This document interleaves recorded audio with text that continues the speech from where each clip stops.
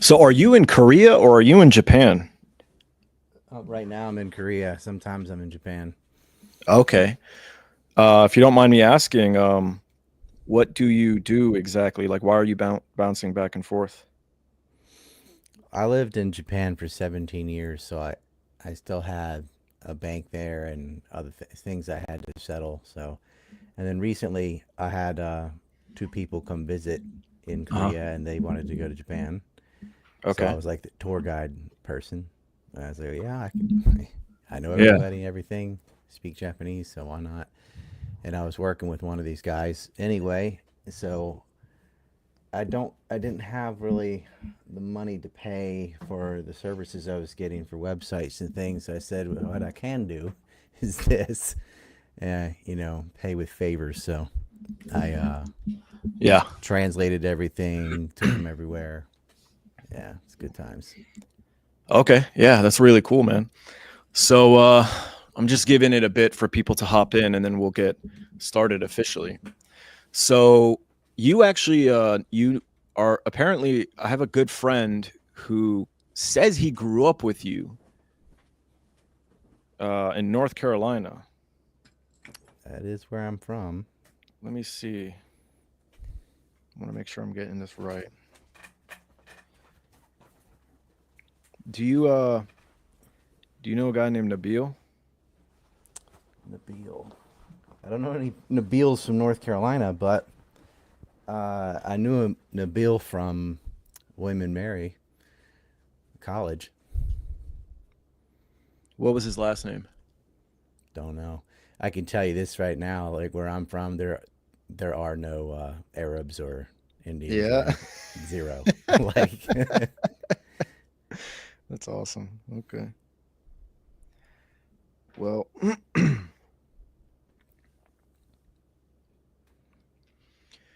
right, I think we can go ahead and get started. So I'll just go ahead and introduce you. anybody claiming to know me that isn't white or Native American did not know me in my childhood because that doesn't exist in Hatteras. We didn't Yeah. even have Asians. So what was the population of that town? Our our town, maybe Yeah. when I was a kid, Yeah. 600. Wow. Yeah, that's not a whole lot of people. Hey, we wouldn't Okay. even see black people unless we were on an away basketball game, Jeez. much less anyone named Nabil. Yeah. I'll have to So, follow up. I'll have to follow up with him. Maybe he said he grew up with someone who grew up with you. I don't know, but he told me he knew you pretty well, and he was like, it "You got could to be connect with someone him." from my college, because I did know that was, diverse or whatever. But down on the Yeah. island, nah. I can tell you all like 20 last names, and that's not one of them. Yeah. Here he goes. Uh,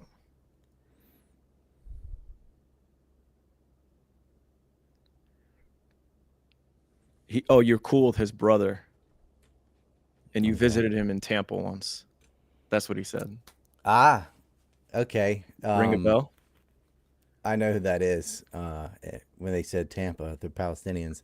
Yeah, yeah, Yeah, yeah, I know who exactly. that is. We didn't grow up together or anything, but Okay, I had it mixed I've up. known this person's brother for a while, but they've never come to North Carolina. Okay, no, I had it mixed up. It's my fault. But yeah, okay, that's cool. That's cool. So, all right, folks. Today we're talking with Ryan Dawson. He's a he's many things actually, but he's a geopolitical analyst. He's a documentary filmmaker, and he's probably truly the most canceled man alive. And if you're a millennial, then you'll know that he's been canceled from all sorts of applications, including not only MySpace, which you got to be at least 30 years old to know what MySpace is, but also AOL. Yeah, completely outrageous. And of course, he was canceled for his work exposing the lies and the controversies about 9/11, the JFK assassination, and of course, his anti-Israel, anti-Zionist activism.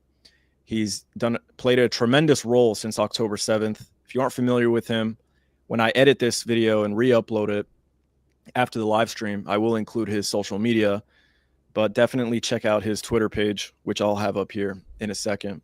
So Ryan, you were one of the few accounts that had called the coming of this war, which hasn't exactly happened yet between the United States and Iran. But of course, the United States has completely supported and backed Israel in their attack on Iran. And so you could argue that they are already at war. What is it that led you to believe that this was inevitable and that the war was coming? It was an easy call to make. We knew as soon that this was the plan. This was part of their script.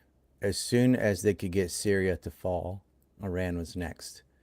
And essentially, that's what happened during the. They couldn't get Syria until they could remove their support from Russia. And so I always say it like this: once they handcuffed Russia to Ukraine, because they're really fighting Ukraine with absolute support from NATO. Otherwise, that war wouldn't have lasted very long. 100% of their economy and supplies comes from NATO. They would have run out within months without it. But that prevented them from saving Syria from ISIS. And it doesn't matter if you call them Al Nusra or HTS, whatever. It's a bunch of Salafist, Sunni, Wahhabi head chopping lunatics that serve the interest of Israel.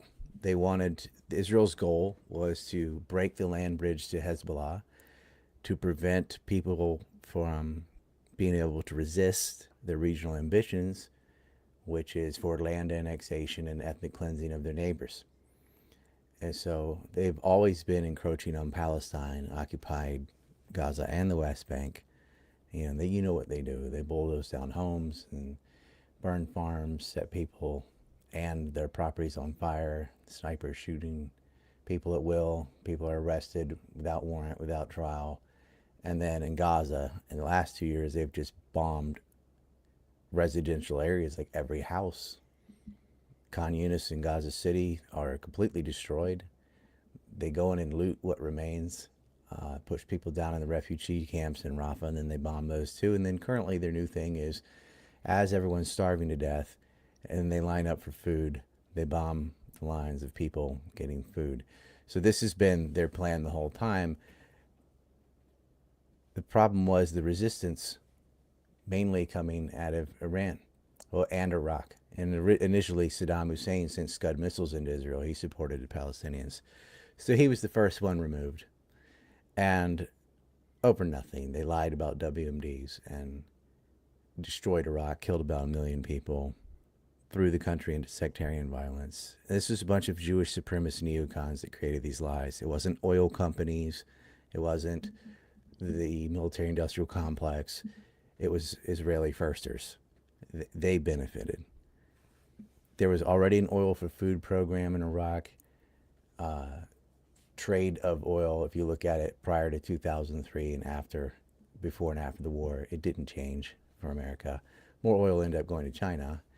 Kurds end up the ones selling the oil. So who profited from it in Iraq changed, but as far as imports to the United States, didn't matter. In fact, it was less than before. It wasn't for military profiteering. If you look specifically at each lie about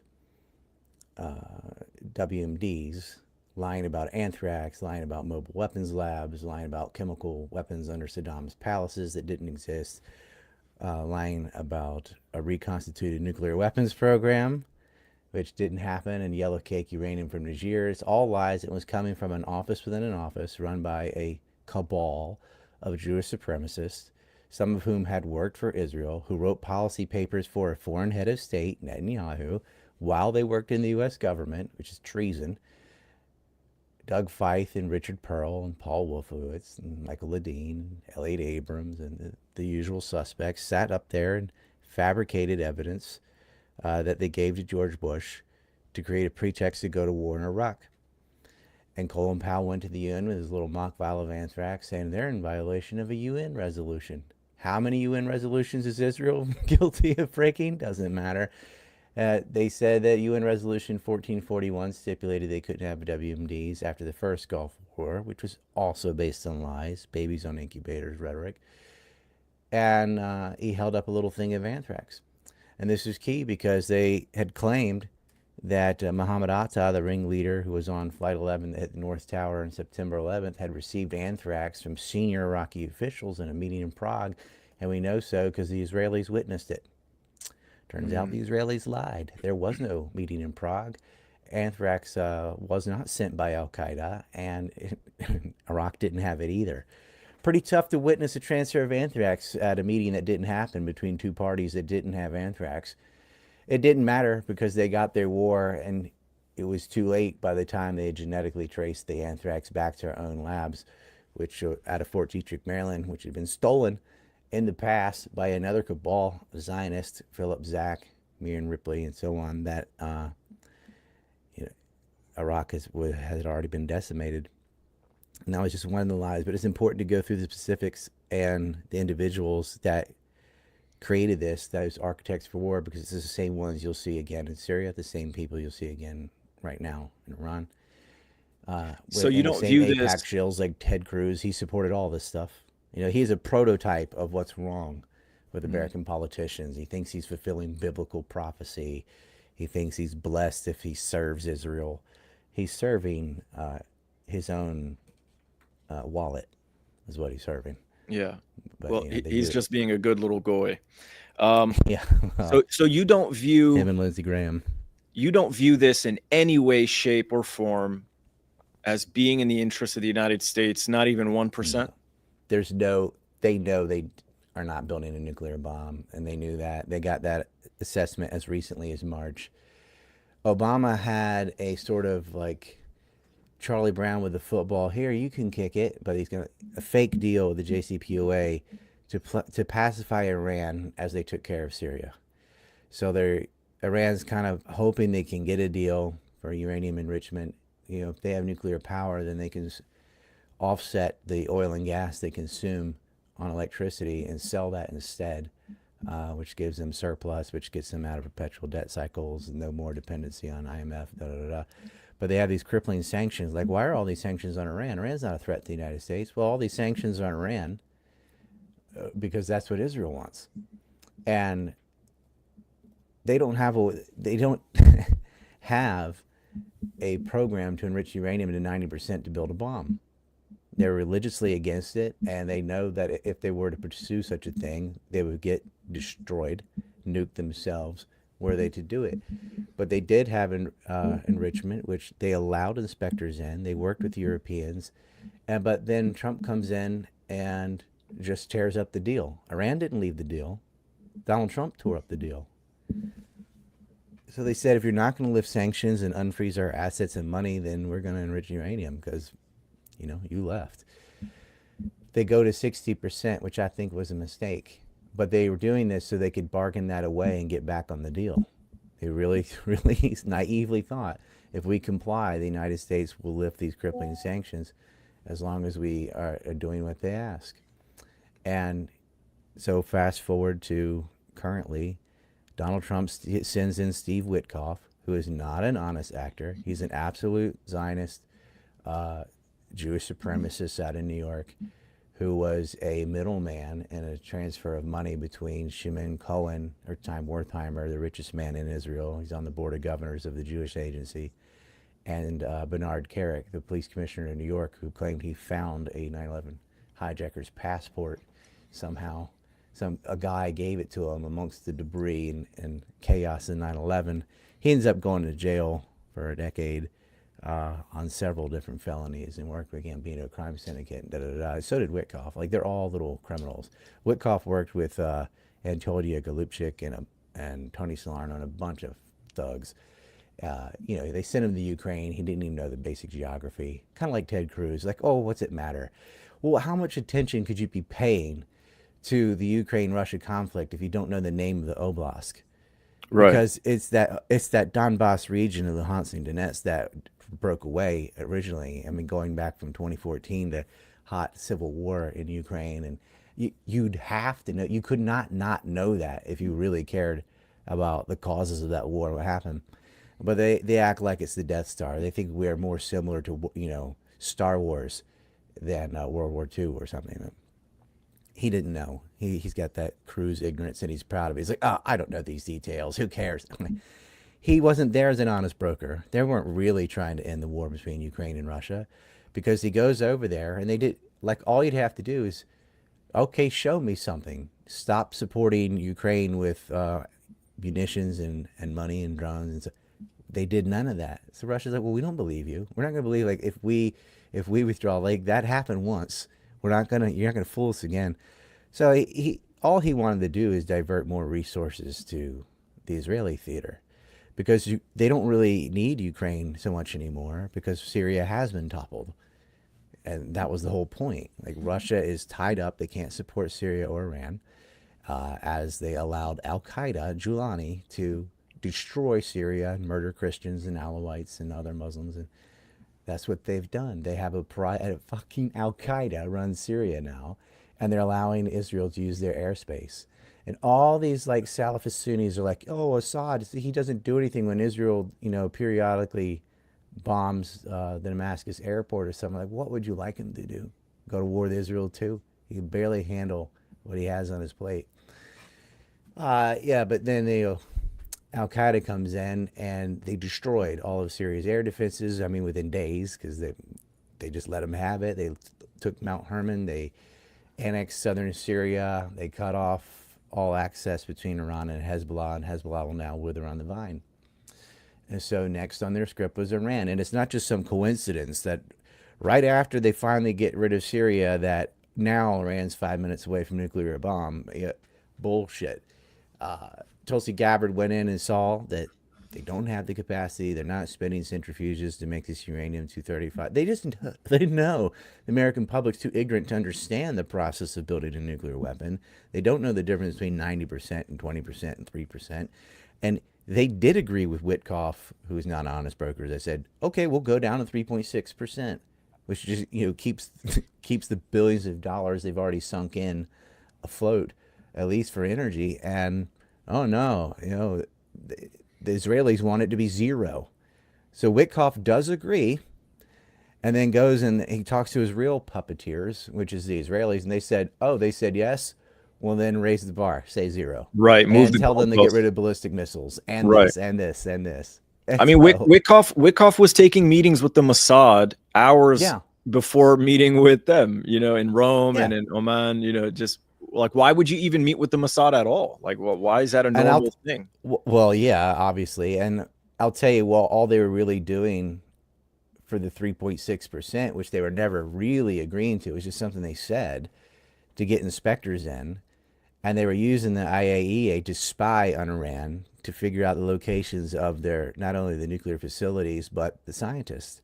And then Right. they went in on a preemptive strike and murdered the scientists. They murdered nuclear scientists and generals, and they knew exactly what they're dealing with. It reminds me of my brother brought up an analogy like what they did to American Indians, sending in a wagon of supplies so they could count how many people there were, how many male fighting age, what Yeah. weapons Like they a had, Trojan and then horse. it was like a Trojan horse, exactly. And it just, they go in, they use nuclear inspectors to spy on Iran and understand the capacity, the depth, how far under the ground things are, find out where people live and murder them in their houses. And they had done this before. They used Stuxnet before. They'd murdered scientists before. They'd used proxies before, like MEK and Jandala and even some Azeris, to murder people within Iran. They had agents inside. They had drones take out air defense systems, and they knew where everything was because they had allowed a team of spies from the IAEA, which can never be trusted again. How can you ever allow the International Atomic Energy Agency in when all they were doing is acting as spies for Israel? Yeah. That's disgusting. So, like, there was no deal.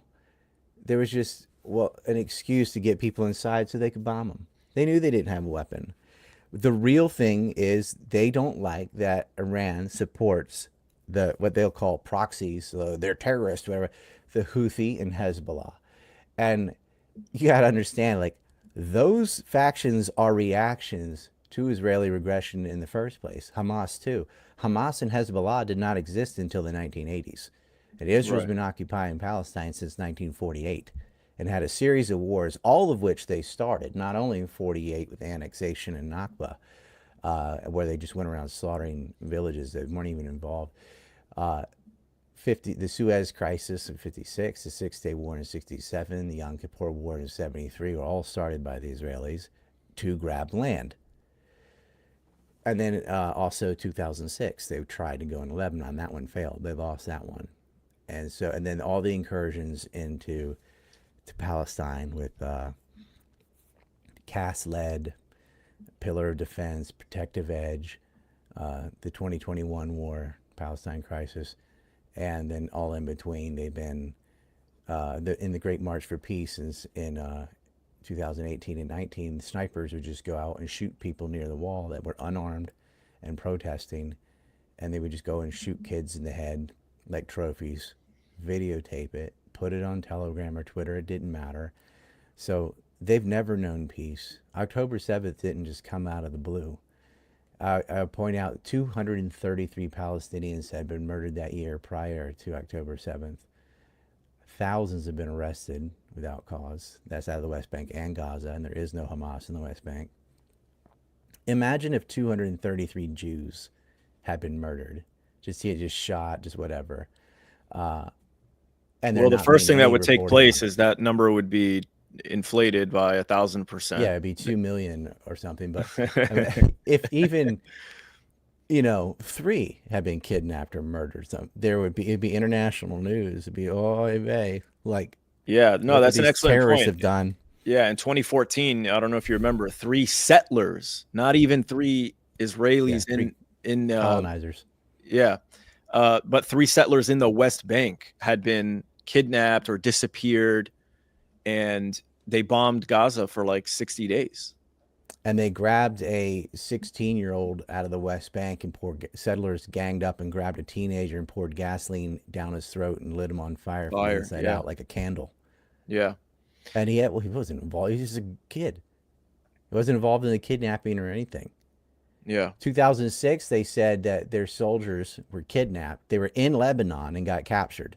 So they're in Lebanon, where they get captured in Lebanon by yeah. Hezbollah. And they said that they Kidnapped out acted of the like tank. they'd gone into their house and kidnapped them in Israel and brought them back to Lebanon or something. Right. And so they had a war over that, and they never did get those guys back because they lost the war in 2006. But if you remember, I'll set the stage for the audience that might not know, or maybe Syria used to have troops in Lebanon. Everybody knew it. And so they staged this, they assassinated Rafik Hariri and blamed it on the Syrians. And Justin Raimondo did a good write-up about it. Syria had nothing to do with it. But Assad said, okay, we'll pull our troops out of Lebanon. And they thought, okay, now with Syria out of the way, we got a one-on-one with Hezbollah and we'll smash them. So Mm, they went in and they did not smash them. They got their ass handed to them. And they realized that we have to break Syria completely to isolate Hezbollah because supplies could still get in. And Israel's not used to fighting people who can shoot back. They're used to, hitting kids who throw rocks or just unarmed, babies in an incubator that they can freeze to death. Those are the kind of opponents they like. They blew up all 36 hospitals in Gaza. They blew up aid workers, shoot the journalists, shoot the medics, blowing up food trucks. They murder people waiting for food. They destroyed their electrical power, water, all their infrastructure. They bomb people in their beds, like in their homes. They tell them to go to location B and then they bomb location B. They've done every war crime there is. And they whine about a shockwave hitting a hospital. When Israel acts like everything they accuse Hamas of doing, Israel's actually guilty of doing. It's a great theme of yeah. screaming in pain as they beat you. It's always guilty of their own accusations. They really do mix their military headquarters and residential zones together where they put things right under other buildings. They do use human shields. And so So your initial question, like, why did you predict this war in Iran? Like, it was obvious.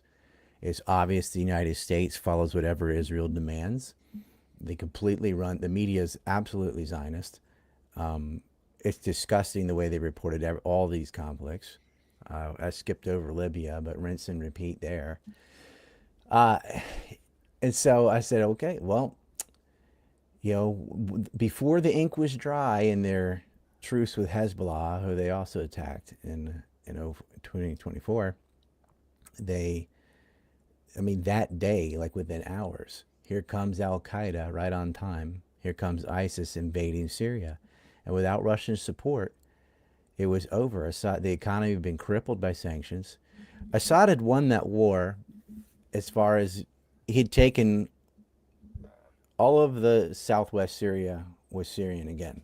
Rojava had been annexed by Kurds, and Idlib was run by Salafists, but it always had been. That's who lived there before the war anyway. They were nuts up there. But he couldn't afford to pay his military, he couldn't pay his officers, and they've been crippled by U.S. sanctions. They've been softened up. So when Yeah. another round came, they could not last another protracted war. Whereas Al Qaeda has all the support of the Gulf Arabs, Israel, the United States. They get all the money, all the weapons they need. There's no sanctions on ISIS. There's only on Syria. And Israel's always bombing Syria. And the point of that, when they would periodically go, and most of the time it wasn't that effective, like they wouldn't even be able to hit any targets, or they might kill one or two people. But they knew that it's going to cost about $1 million to defend this attack that they don't have. And so every time they do an air raid, it's like it costs Israel what? They lost 2 planes in all of their air raids. Well, no, 3. One was one was just blown up in the air. One was crash landed on a road, and those 2 pilots died. And another one was damaged but landed. So I guess they repaired it. So that's why I said 2. But all the other ones they started firing from further back. They could fire from the Mediterranean Sea, even knowing there'd be enough warning time for most of their Delilahs and Popeyes and glide bombs to get intercepted, but also knowing that they're exhausting the Syrian air defense system and money and missiles that they can't afford to replace because their economy's broken. So they just do this all year, like once a month, and not one time. I mean, these are warplanes firing missiles into another sovereign nation, which is an act of war. Not one U.S. paper would even mention that it had occurred. Why? You really got to ask that. I mean, we're so used to, oh, well, obviously they're not going to. Well, why not? I mean, imagine if Syria had taken warplanes and fired them into Israel and it not being on the news. There's no way that Right. would happen. They did it over and over again. They softened that up and they handed that country over to Al Qaeda. Similar thing in Libya. That was a functional North African country that's now run by apes. And so essentially, just the kind of people that would shit in their own hand and call it a free lunch. Fucking room temperature IQ, religious fanatics. That the CIA, this is a longer story, but the CIA and co have been fostering cannon fodder with financed hyper radicalized madrasas and imams intentionally to create this the kind of rent a terrorist. Like here, we've got a ready supply of morons to go throw against the wall, to use in their imperial escapades, and Saudi Arabia has been right up there with the United States in that too, with sponsoring everything from Al Shabaab to Boko Haram, which they're just idiots and they cause problems all over Africa. But they've got deep pockets. You're seeing it now in the war in Sudan. The UAE is sponsoring the rapid forces with Hamidi, and purposely prolonging a civil war that isn't going anywhere, but it ensures the flow of Sudanese gold to the UAE. 90% of the gold being smuggled is going to the United Arab Emirates. I mean, Hamidi and his family members all have accounts in the UAE. So that's what that's about. These Gulf Arabs sponsor terrorism all over the world. So everything that they actually do is what Iran is accused of doing. They'll say it's for Israeli security. It's not for the Israeli security. Israeli is the one preemptively attacking all their neighbors and actually assassinating the negotiators. The people who were trying to negotiate for peace, Israel murdered them. And they bombed the Iranian consulate in Syria. Remember this. This is what started Promise 1 and Promise 2 back in Right. April and October. And so it all culminates like you knew they were going for Iran. When their president went down in a helicopter mysteriously on a trip to Azerbaijan, and the two escorting helicopters didn't. That was sus and worth looking at again. They are murdering negotiators. They had Trump tear up the deal. And everything I just said. They were planning to attack Iran no matter what. Netanyahu's been saying they're 6 months away from a bomb for 20 years. And so suddenly, Trump, he's got hardcore Zionists, Christian Zionists in his cabinet, and he's got that Adelson money and that Ackman money and the carrot and the stick, with the blackmail isn't just Epstein, it's violence. It's do it or we'll blow your head off. And Right. he already got shot in the ear. So he's complying. He's good going now. Because if you remember, Trump did end aid to Al Qaeda back in 2017. And it was the moment America stepped out is when Assad started getting victories in Daraa, Palmyra, Deir ez-Zor, Hama, and even Aleppo. Like all that had to happen was cut off the flow of arms and money from the United States, and these terrorists lost. They can't fight on their own. But look at the 180 he's done. So why do you think Trump made that kind of decision back then? And why is he kind of changing his tune now? And before you answer that, I just want to read out this super comment by somebody, Studio Reiner. He says, Trump is doing a great job making sure nobody wants to join the military, at least in terms of U.S. citizens. Well, the Navy got their requirements early, but people usually join the military, and nobody wants to say this, but it's not out of patriotism and oh, I am fighting for freedom and protect the Constitution. That's what you say. But there are a lot of people who join the military straight out of high school because it's that or work at McDonald's, and they just want like something with dignity and a job that is not working fast food. Right. So going back to the question, what is the difference? Why would Trump cancel support for groups in Syria back in 2017 and then do this 180 now? Is it this Couple assassination things. attempt on him? What is it? No, because I mean, I'm sure that definitely had a role, exacerbated things, but Trump was very anti-Obama.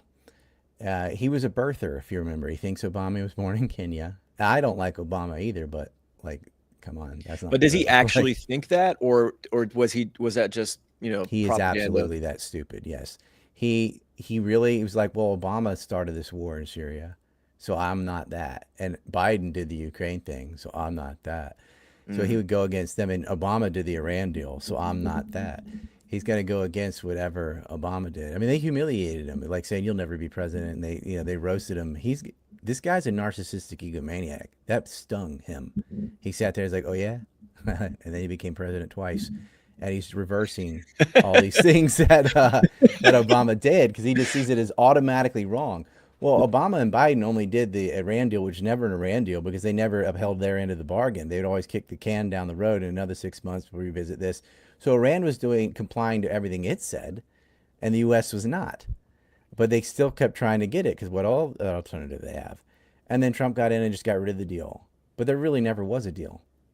It was just a way to placate them while they were handling Syria. Well, Trump got in and reversed the policy on Syria, and it looked like Assad had a victory there.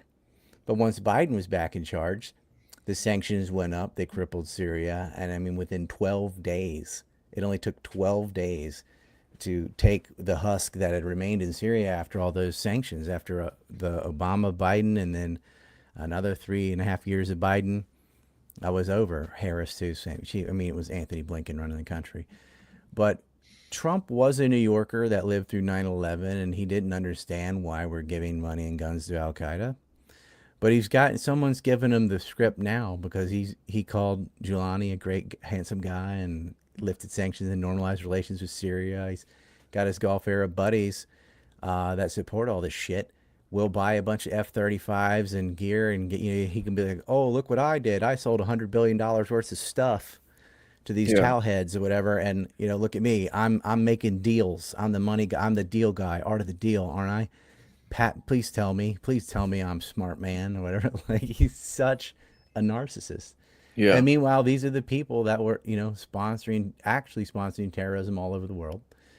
And he did some window dressing stuff last time where he just declared the Stolen Heights as part of Israel, Golan Heights.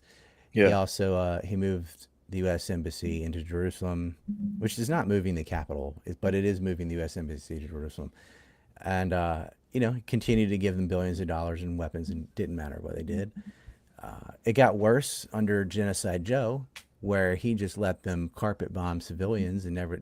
They even like condemn it. Where are the UN like non-binding resolutions saying to stop murdering civilians? Nope, they give standing ovations to Satan Yahoo instead. So I'm just making this very clear. It's not. This is not a party thing. Both parties were in line with this script. Right. No It's matter who genocide won, light or this was genocide gonna. premium, right? What was gay genocide or just genocide? Yeah. Like, Biden and Harris would have put some rainbows on the bombs or something. But yeah, Biden was out of his mind, but he was a career, everything, all of these, he supported all the wars in Iraq, Libya, Syria, they all did it. Trump was a little skeptical about Iraq because he wasn't a politician yet. And he kind of did both in Syria because he did fire some cruise missiles there twice. But then eventually, after talking to Putin, he cut aid to the rebels. Because he just saw it as like, we don't even know who they are. It was too complicated for him. But Trump seems to go wherever power and money is. And so while Russia was supporting Syria, that was the more powerful side. It's like when it came to the conflict between Yemen and Saudi Arabia, he sided with Saudi Arabia because they're rich and Yemen is not. When it came to Israel and Palestine, he sided with Israel because they're rich and Palestine is not. And when it came to Syria, he kind of sided with Syria over Al Qaeda. He was indifferent at least because none of them are rich. But in Russia and Ukraine, he sort of favored Russia because they're the rich and powerful side and Ukraine is not. But also it's because, well, Biden and Obama said this, so I'm going to do the opposite thing. But he isn't able to in that war either because he doesn't understand foreign policy at all or how that war began. His negotiators are his like golf buddies in real estate. They don't know anything. Like, why is Steve Witkoff there? Before that, his ambassador was his son-in-law, Jared Kushner. And he even put his convicted felon father in the administration this time, Charles Kushner, going around setting up honey traps on his own brother-in-law. And I'm sure you heard that whole story, but this is what we have. We had, like, if you look at Hegseth, Bondi, Kash Patel, like, these are not intelligent people. The only pick he had that you could get excited about as someone that actually knows a thing or two was Matt Gaetz. But I think they did him dirty. Very dirty. What Yeah. they did, I'll explain this real quick. What they did to Matt Gaetz was, in order, he has to leave his congressional seat so he can join the cabinet. So he does. Once he's gone, suddenly the ethics committee decides to reinvestigate something they already investigated that he'd already been cleared of, concerning accusations of sexual impropriety. And then suddenly it's leaked out what the accusations were about Matt Gaetz. It wasn't leaked what the conclusions were of the investigations accusations, which was that he was innocent. These women admitted they lied. Joel Greenberg's the guy that was actually Yep. guilty of all the things they accused Matt Gaetz of. Yep. I explained that story with actually with Andrew Tate. It was one of the best videos I ever did on it. But I did a sting on Joel Greenberg on Substack because that it's like movie level debauchery with this character. It really should be Yeah. huge news. It's super interesting in the Florida politics and just all the honey traps and just it's Yeah. Trailer Faking Park Boys. IDs, Yeah, yeah, using the setting city to fire mine to Bitcoin. yeah, yeah, Yeah. yeah. Just like a stereotypical, It what? was so trashy. At one point, he had these remote sprinklers set up that he would aim at people to spray walking near the sidewalk. Just so he. That's how immature these people are. But Yeah. he was renting out houses and he was paying off all these teenagers and stuff. He's like, "Here's $700 for ice cream." Ha ha ha. Like, that's not. He ended up with 33 felonies. 33 felonies, which included human trafficking, rape, Yeah, he's a sick, all the things sick they accused bastard. Tate of doing, Yeah, like Joel Greenberg actually did. But they did Matt Gaetz dirty. He loses his seat, and then they never found out who leaked this. This is the ethics committee. This is in Congress, right? Oh yeah, yeah. So all the accusations and even everything with Joel Greenberg, every single report, anyone can use Google. It says Matt Gates' friend Joel Greenberg, blah blah. Matt Gates' associate Joel, Matt Gates, like everything, like whatever Greenberg did, they just threw his name in there because you knew this person, so you're guilty too. right. But he would have been great. But So yeah, he's come out against this idea of war with Iran. Tucker Carlson, there's this huge Matt war Gates brought taking. up the Epstein blackmail ring, and Tucker's hinted at it. Tucker's Yeah, hinted Tucker at hinted at it. JFK. Yep. I think he knows. I think he knows the Israelis killed JFK. I think he knows. Yeah, it seems that way. And there's this major rift right now in MAGA. I want to know what you think about it. And it's perfect. Studio Reiner again asks, what is the real anti-war sentiment coming from? Is it due to financial risks? Tucker is CIA and he opposes war while Ted Cruz is APAC. All of a sudden, the CIA opposes war. So Well, I'll tell you, with Tucker, Tucker used to be a Go Bomber ran glass parking lot kind of ninny too. When he was with CNN, he had a show Crosstalk, and he was all like, "Oh, I don't care if they bomb Iran." Blah blah. He was his dad was in intelligence. They gave him some insight, but Tucker has had a slow transformation, and I would pin it back down. If you remember the Ron Paul movement, yeah, there was a video. I remember seeing it. I can never find it anymore, but I remember Ron Paul. They'd have these conventions, and there was the Taxed Enough Already Tea Party, which got taken over by kooks, but originally it was a Ron Paul Taxed Enough Already thing. There's even a video of Ron Paul throwing a crate over, like mimicking a mock Boston Tea Party, which, by the way, was against the East India Tea Company, which was the BlackRock of the day back then. But anyway, Tucker said his son, like, kept nagging him to go and talk to these Ron Paul people. And Tucker was one of the only people that would go to the Ron Paul events and say, "Well, what's this all about?" And he was completely skeptical and total, like, CNN, Fox News kind of brat at the time. But you could see the seeds planted there. And I think he has a brother who got based as well. So people in his family, fortunately, got to him saying, "Listen, this is what's up." And it had to be a huge wake up call. I think Jan 6 and COVID really got to him because he saw through that and said so on air. And he had the highest rated cable news show, not only on Fox, but period. And they got rid of him. If this is all about profiteering, right? I hear this all the yeah. Well, why would you get rid of the show that's bringing in the most money, that has the highest ratings? Because he's not saying what the Israelis want him to say. He was going against the script.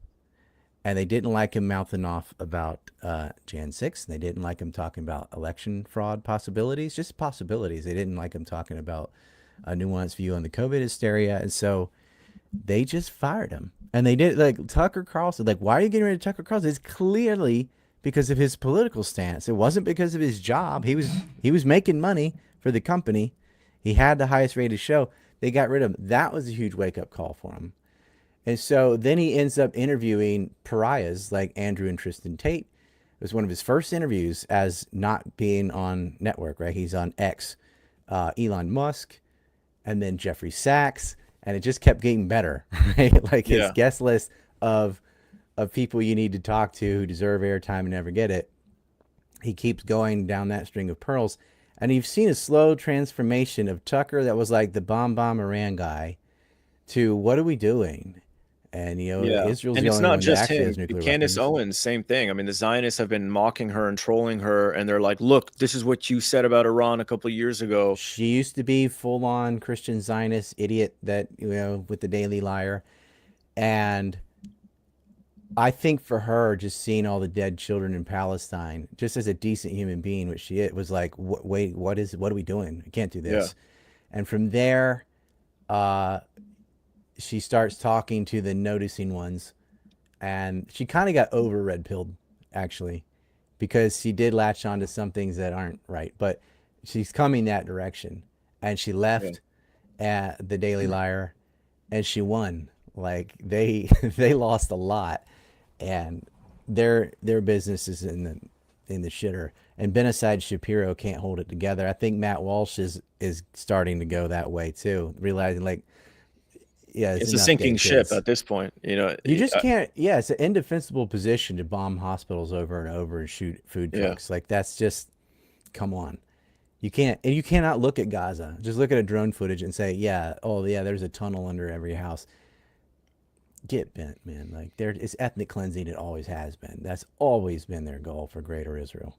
They think they're fighting Amalek and that God gave them the dirt. That's what Israel means. It means one who wrestles with God, and is based on a biblical story of a character named Jacob that had a wrestling match with an angel, or maybe a wrestling match with God himself. And then as a result of that stalemate, he's granted land for his bloodline. And when they say Israel in the Bible, they're not talking about a nation. They're talking about a person. Jacob will now be called Israel, and the Israelites are the bloodline, like tribe connected him as a race. And so they will be blessed. The conquest. Ted Cruz just quoted Numbers 24. It's also in Genesis 12 saying, blessed, Israel will bless you. But it's actually a vision from a general in Numbers 24. If you read the rest of it, and he's talking about killing Moab and killing Amalek, and delivering their enemies and crushing their skulls. And so I was like, yeah, ironically, it is very biblical. You are worshiping a genocidal maniac that flooded the whole earth and killed all the firstborn children of Egypt, and all these other stories of just absolute psychopathy. Psychopathy. Yeah, sure. You want to be Yahweh? That's your guy? You want to go and, instead of love thy neighbors as yourself, is kill them all, dash the babies' heads against the rocks? And oh yeah, I agree. It is biblical, Ted, and it's wrong. Mm. You're not blessed for blessing a nation state, which, by the way, in the Bible, it's all monarchies. Yeah, I mean, it's not real, but like King David, King Solomon, according to the story, these are not historical figures about as real as King Arthur, but they're kings, and they have concubines and sex slaves, and so it's very Epstein back then, too. He fits right in with the Bible as well. But there's no republic. There's no prime minister. It's not like the modern state that they have. You're supposed to have monarchy, divine right of kings, Romans 13:1. It's been like that in the New Testament, too. Uh, if you want to start getting biblical, like, all right, reinstitute slavery, concubines, start having animal sacrifice, stone people to death, all that. You bring it all back, right? Like, if you were to really follow the laws in Leviticus, you'd go to jail. But Ted Cruz, he's never really read the Bible. He doesn't know about breaking the covenant and how things change. You can go book of Matthew, chapter 5, chapter 9, all da da da. Like, if you want to, even with from the religious framework, they broke and lost that covenant a long time ago. And serving Yahweh, I mean, what a wacky thing to do. To be like, God gave me your living room, because 3,000 years ago, these trans-Semite, blue-eyed Europeans who are role-playing as ancient Hebrew Judeans are returning to a land that's already populated by other people, and go, well, thanks for holding on. No, not even thanks. You were just here temporarily as we left, and now we're back, and get out or we'll kill you. And it's okay because it's in this book we wrote. And they're not even related to the people in the book. Even if they were, it wouldn't be right. But it's not even that. Like, they're not even wrong. Or to quote Ted Cruz, it's not only not true, it's false. He was so flustered. You can tell he's a guy that never gets pushback. And Tucker was saying, he's like, what's that from?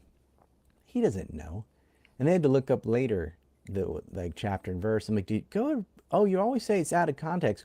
Read all the context. Please read all of Numbers 24 and tell me what that's about.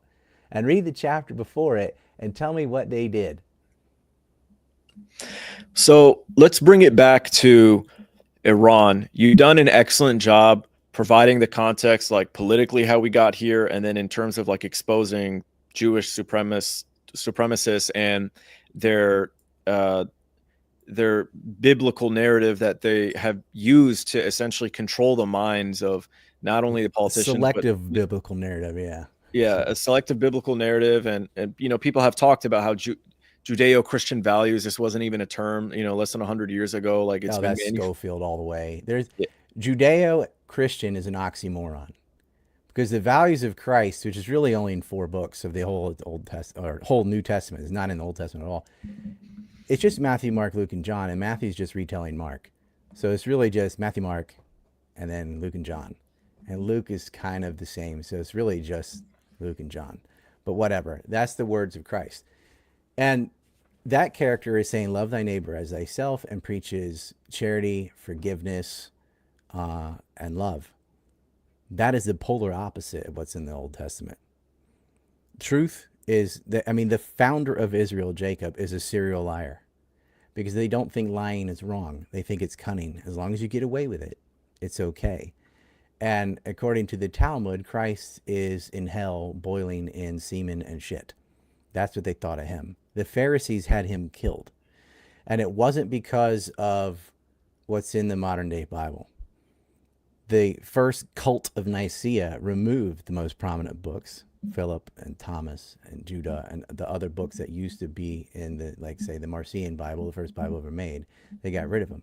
And in there is the message that Jesus gave that got him killed. Because saying love people and be nice and forgive, that's not going to get you killed. What did he say that was such a threat to the power at the time that they strung him up on a cross and tortured him to death? And what he had done is he was undermining the benefactor class of the Pharisees, is saying this priestly class and these kings that are acting as a middleman between you and God, you don't need them. You can have it. Everyone has the divine spark. You have a direct relationship with God. He was making a religion that got rid of the political body that had grafted itself on to theology as a means of controlling the masses and upholding their own authority through the divine right of kings, which you can separate, like sultans, whatever you want to call them. He undermined that whole thing. So they wanted to torture him to death, and they got rid of him fast. Then they got rid of his word. The modern Bible that they call Judeo-Christian has been Schofielded from the Schofield family, also involved in sexual blackmail, where you have this dispensationalist interpretation of Christianity and the fundamentalists, which I call fund a mental illness, of they take the allegories and stories literally, like Noah's Ark literally happened. Like you'd have to be brain dead to not to to think the of these stories as like actual historical events rather than conveying a point to you. It's, oh yeah, that happened. A guy lived in a whale's belly for 3 days, and then Jonah made the sun stand still, and da da da da da. Mythologies are vehicles for cultural values. They're not supposed to, like, if I tell you the story of the three little pigs, the point of that story is that hard work pays off and being lazy gets your house destroyed. Like the wolf, destroys the first two houses of straw and sticks, but not bricks because he put the time in, he put the work in, it paid off. You're not supposed to think there's actually talking pigs or a wolf that has 10 bellies. And so when you get these biblical stories, like this is a parable, you stupid fuck. Like nobody thinks this happened literally, but the dispensationalists do. They like, yep, and then this happened. Like the Tower of Mm. Babel reached all the way to heaven. Like they literally were building a big tower. Like that's not what that story is. Same thing with Revelations when they're talking about the mark of the beast and all that. Do you know what that is? They're talking about coins. They're talking about Roman coins. And so Yeah. these images on the coins of these dragons and stuff like that, all that's all that is. It's talking about the mark of buying and selling. I'm like, yeah, those coins. It was a currency war. I'm not gonna get into all that, but like there are secular explanations that make way more sense if you know the historical context about these allegories and stories, where you don't literally have a dragon coming out of the sea, or the moon turning to blood, or all the crazy, or demons flying into pigs. So Ryan, It's like so they Ryan, ruin that religion by making it derp level retarded, yeah. where people believe in the like King James poetic version in a literal sense, which really does turn people off to the religion. If you have over double digit IQ, you're going to look at that and go, I don't think so.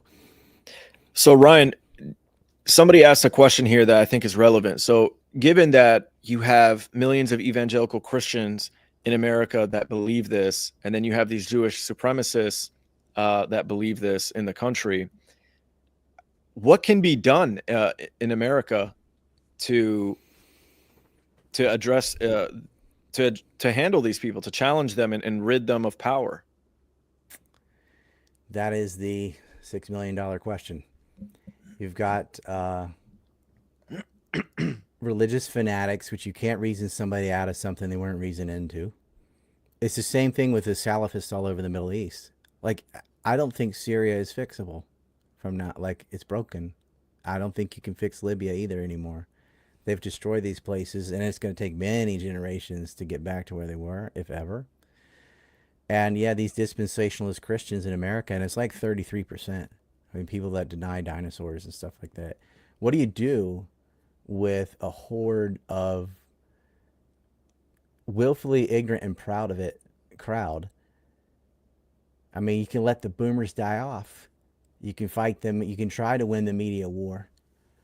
I think, though, that uh, it's kind of like, well, the examples you gave. Look at someone like Candace Owens or Tucker. They were in that kind of neoconish position. They saw enough dead children, and it woke them out of their stupor. And once they were able to look, they could see. There's a Leonardo da Vinci quote I love. He's talking about knowledge. He says there's three kinds of people. There are those who can see. Those who can see when shown, and there are those who can't see even when shown. The those who can see when shown crowd is what we need to aim at. People that are not. You can't do anything about Christian evangels, but you can do something about the even larger group of fence sitters, the apathy of the herd who just don't know what's going on, but they don't like all these dead babies. And those are the ones you can reach and get them off the fence and say, listen, here's the group that's doing these things. And one way to reach a lot of people at once is through films, which is why I'm making my magnus opus film on 9/11, because I think when Americans learn the role of Jewish supremacist Zionists and Salafist Wahhabi Muslims, I'll put in quotes, that they worked in tandem to support Al Qaeda attacking and killing Americans with complicity of people in the CIA who intentionally withheld information from the FBI. They made so many mistakes because it was intentional. When they realize this group killed Americans on 9/11, and then I think then that once they see that, they're open to know the truth about Iraq, the truth about both Kennedy assassinations, and on down. Then they can't support Israel. We've spent $7 trillion in wars for Israeli interests that are against American interests. It is not in U.S. interests, and not a petrodollar or any of that crap. They are fighting wars for Israel to their own detriment. That's what needs to be shown to the apathetic crowd. To the Christian evangels, the best thing you can do is pit them against Muslim evangels and hope they both waste their time running out of air. So coming back now to the Iran war, I want to know what you think happens next. Is the U.S. just going to bomb Fordow, or do you think Fordow is just a cover for them to bomb the entire country and destroy it entirely? Second, I think Fordow is just a pretext. They want to pretend like they're going after this nuclear program. Oh, but and then why haven't you hit it? Oh, it's so far underground we can't. So I guess we just have to do what they were always intending to do, is get rid of ballistic missiles and destroy Iran's capacity to support the proxy forces that resist Israel's regional ambitions. And they already tested a bunker buster bomb on Yemen and couldn't get far enough there. And Fordow is far more protected than that. They're not worried about it. They know they don't have a nuke. They know this. It's just an excuse to blow up Iran. And they are able to do that. If you look at the missile salvos, they were like 200 the first day, about 100 the next day, and then about 40, and then like 30. Unless they have, they're waiting on something, or they're trying to play the war of attrition game. Iran is losing launching pads, fuel, missiles. They had the top brass taken out. Their scientists were murdered because they're fighting the whole world, except for Yemen. I mean, Israel has the full support of the UK, the United States, Jordan, Saudi Arabia, Yeah, Al virtually Qaeda in every Syria. satellite in the atmosphere, Yep. every plane in the sky, Every eye drones, in the I mean, sky. Yep. constant surveillance, cyber attacks, I mean, everything all at once. I was in Iran a month ago. Hmm. I got invited to a media festival, and I'm really glad I went, because I had a feeling that, God forbid, it would happen while I was there, or it would happen right after. But I wanted to see Iran before, potentially it gets Yeah. destroyed. And I don't want to be negative or hurtful to like Iranians who are listening. And obviously they're very worried about what might happen to their homeland. But I really wanted to see it beforehand. And going there, you could just tell. I mean, beautiful country. Like they had the infrastructure and everything's incredible what they were able to do under sanctions. But you could just tell that the people felt like there was a cloud of impending doom. And it's unfortunate because it seems like it's about to play out now. I'm not happy to hear that I this don't could think they can happen. destroy it the way they did Syria and Libya, though, because you're talking about 92 million people. Their army is intact, their navy is intact. They've lost some planes, whatever. Um, they won't be able. I mean, the Palestinians are fucked. That's the result. Like Iran will not be able to protect them, and Israel's going to annex the West Bank and Gaza. That's going to happen. Mm, But they're not going to invade Iran with an army and blow up like every home or anything. That is too big, it's too strong. So that won't happen. It's not going to be turned into Paris or something. But it's still really bad, especially for the Palestinians and then the Lebanese, because they're next. mm. What I think, as you mentioned, so it's unclear if they've been degraded or if they're like holding on for this battle of attrition. There have been accounts that have posted this, and I share their views that the only deterrent Iran really has is threatening the Gulf, their oil Yeah, infrastructure, not even the bases. I don't even think they should touch the U.S. bases because they'll just I empty it like agree. we've seen. The only thing really they can threaten is to trigger a global, not recession, but a depression. Because if they were to destroy the oil infrastructure, like giving all the missiles they've got in those directions, then I mean, they would plummet the global economy. I mean, the Houthi attack in 2021 or something like That's that, right. two On the basic northern drones oil fields. attacking, Yep. yeah, two Saudi Arabian oil fields. It cut Saudi Arabian exports by 50%, and it cut the global supply by 5%. And that was two oil fields with Exactly. basic drone attacks that set And what fire to those happened places after for that? days. Suddenly they want peace. Suddenly they So want they peace. have the Exactly. It was Chinese come in and broker a deal. And that was just, yeah, imagine if they used cruise missiles. I mean, they could just, people talk about closing the Strait of Hormuz, but yeah, okay, that's pretty big. But the real big one is just to take out those northern oil fields. yeah. And that would put it global lockdown. And that's what's preventing the US from going in Iraq style and doing it for Israel. So instead, they're going to have to support Israel as many planes, as many bombs as they need to get the job done. And Well, unfortunately, it I looks have a like they theory can. now. I have a Mm. theory now. I don't think the US was ever going to send troops, but I think what the US, so first of all, they had Saudi Arabia play nice with Iran. So Saudi Arabia went there recently, their defense minister, and like, we stand with you and we condemn Israeli aggression. And they keep giving them these statements. But to think that Saudi Arabia all of a sudden is just going to be all cool with Iran after China brokered a deal after 20 years of proxy warfare, Hmm. when it's obvious that they're closely working with Israel to normalize with them, and they're basically puppet states for the United States. How could Iran even, think that that's a real thing? But the reason why they did that is to pacify Iran, to take away that one deterrent. Now Iran is like, well, we can't preemptively strike the oil fields in Saudi Arabia. We'll lose the support of the Muslim world, even though they don't have the support of the Muslim world. It's all just talk. It's all yap. I think It's what the this, United yeah. States might do, I think these, and this is just a theory, but I was thinking about this a lot today. I want to know what you think. We know that the Israelis, when they were fighting Hezbollah, when they took out Fuad al-Shukr was like their second in command or something like that. Hezbollah planned this big act of retaliation with like hundreds of missiles that they were going to fire at Iran. Because of Israeli intelligence, they were able to preemptively, with 100 fighter Fire at jets, Israel. take out those launchers before they could even take off. And it was really embarrassing for Hezbollah.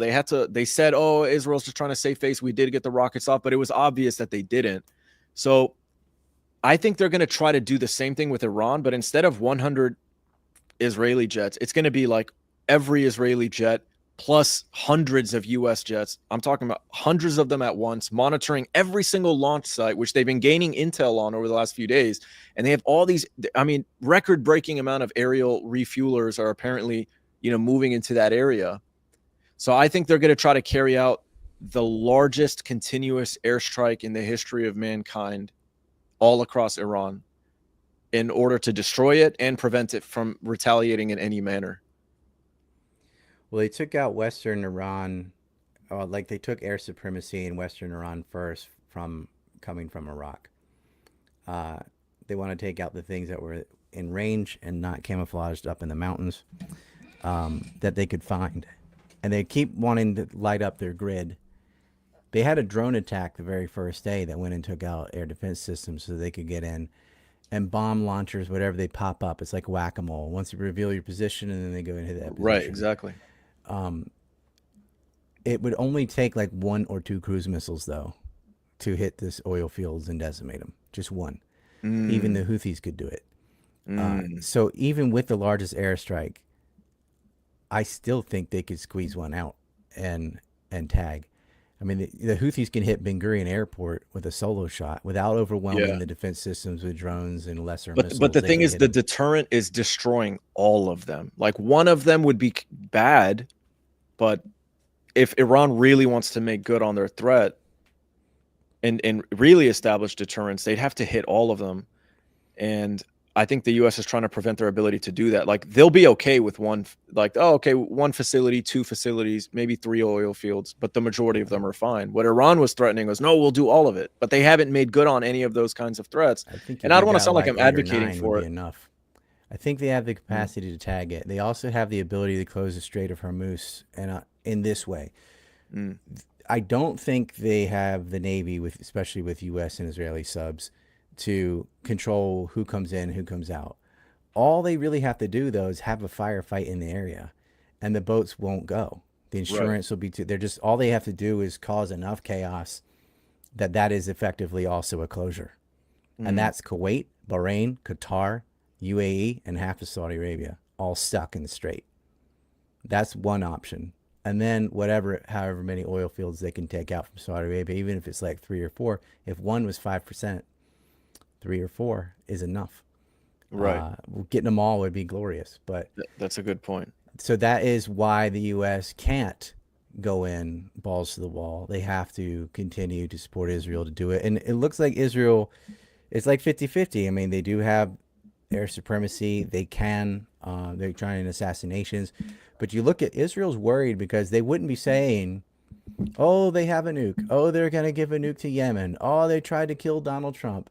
Oh, they're going to do America help, America help. The one side they're saying we're doing fine, we got this, and the other they're begging America to come in and save them because Iran, Israel's not used to getting hit, and its populations are running back and forth to air raid shelters. The Jews, at least, the non-Jews aren't allowed down there. Isn't this is how racist that country is? Yeah, Oh, you're a apartheid worker in the from shelters. Thailand? You can't come down here. You're not the chosen race. You're the wrong ethnic group. Get up there, goy. It's Yeah, disgusting. that's It's like apartheid in they the live shelter. there. They work with you. Like we even let you be here and work for $10 a day or whatever. Yeah. Well, they did And they you've did seen it. let African American or not, I don't know, they're not African American, but they did let African people in there, but they all had the same color shirt on. They were all wearing orange and they were like dancing and singing. They were like forced to keep up the spirits of the chosen Yeah, race in the bunker. bring the entertainment down here. Yeah. Yeah. I mean, these are the same people that put a curfew on African migrants where they're not allowed outside at night. So that Mm. is they don't have equal rights. They never have. I mean, they're just getting the I don't even get it, but like actually, Aaron Mate and Max Blumenthal did a documentary on that back in what was that 2015 or something, Yeah. whatever. But yeah, it's a good one. So, what do you think the United States does then? Because Israel says they're running out of interceptors. I feel like the only reason why they would admit that, I mean, they don't even want to show damage. So why would they be leaking to the press that they're running out of interceptors? To Um, get more foreign aid from the U.S. so you think that's how they'll help them? The U.S. will just keep giving them weapons and money? They're running out of interceptors, but they can get resupplied and refit. But the thing is, even the U.S. is doesn't have a high supply of that either. They dumped a lot in Ukraine, and some of their systems are misfiring and hitting each other or hitting themselves. They reserve the right to attack themselves. We joke. Yeah. It's not clear, even if they do have the interceptors, that still, yeah, it's definitely better than not having them. But Iranian missiles are cutting through anyway, and hitting things at will, closing down Haifa. economically, with Iliad bankrupt from the Houthis and Haifa teetering from Iran, they could anaconda Israel. The thing is, even though they could cripple them solo, it's just like Ukraine. They're going to get all their money from abroad and all their weapons from abroad. And what are Yeah. you going to do? Go bomb the factories in America? You can't reach it. You can't do it. So one side basically has the global supply, and Iran has Iran and Yemen. So who's going to run out of what first? Sad to say, and I don't like this. I don't like reporting that, but you can't get stuck on the copium hopium train. Like this is not going Exactly. I well. don't like it either, but I got like harassed out of a space the other day for basically alluding to what you're saying now. I said Iran is vulnerable, and I got like harassed and like stop being negative and you're a secret I'm a Jew, blah blah blah. professional at making people get mad at me for telling the truth. You're such a dick. I'm like, yeah, I'm honest. Is that what you mean? Yeah. Well, I I mean, haven't been wrong though. Like I called it on Iraq and to see all these things. I was like, this is what they're gonna do. I remember the day Joe Biden got elected or selected. I was just mad. I was like, well, we're going to war in Ukraine. Like that's it. I was just sitting there on my Rumble podcast and Odyssey saying that's it. It's a done deal. We're definitely going back there. Because that plan, they were supposed to go in. They thought Hillary was going to get in, and they were going to do that in 2017. That's why you had John McCain and Lindsey Graham going over there going, 2017 to be the war of offense. Lindsey Graham, the only guy that's got his own entrance music for truck stops. You know yeah. about Miss Lindsay, right? Kind of guy that drinks bottled water with two hands. Yeah, I saw that. I saw Yeah, that. I got a whole thread on him. He could gargle peanut butter. It's my favorite. We'll have to He do a made a separate mess. we'll have to have a separate conversation about him one day. He's But compromised. Like I don't care if someone's gay, but like if it's a secret, then someone has leverage over you. right, Yeah. right. I'm hoping AI can liberate people from secrets. I'm hoping that people could just say that's not true, it's AI, and that will just liberate people from It's blackmail. almost that point since everything's so fakeable that even if you have something on video, it won't matter. It's like fake. Yeah. So Because I'm hoping that will somehow liberate people from blackmail. I think the opposite's going to happen. I think they're going to use AI and say it's real and be like, Mm, oh, AI is not that advanced yet, even though it is. And the real AI, not the crap commercial version. They can yeah. already fake everything. And like, look at this. Look at all the footage of look what blew up in Iran, look what blew up in Israel, and they're both lying. And it's always AI. Like Yeah, a lot of it's AI. a A lot of the lot of it. Epstein photos are fake. It makes things very hard to determine now.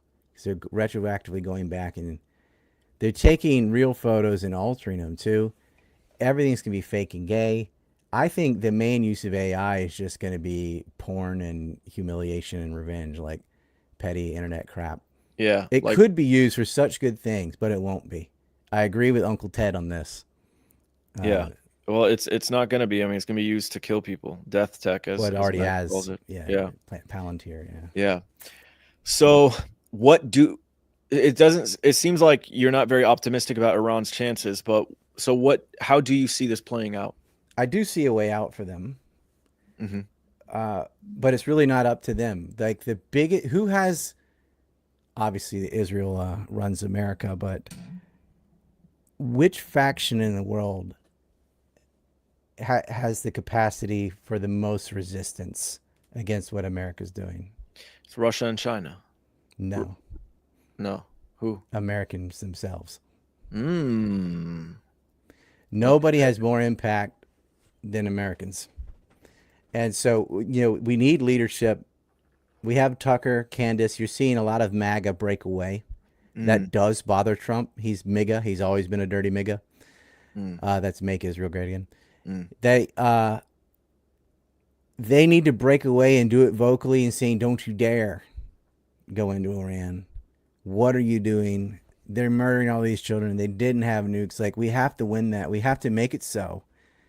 Enough Americans, especially within the Republican Party, because that's who's in charge, to eviscerate Ted Cruz, to destroy Randy Fine and Mark Levine and all these other Jewish supremacists. They need to get wrecked. And bless that spurg Elon Musk for being naive enough to think free speech is allowable. Like I'm back on Twitter.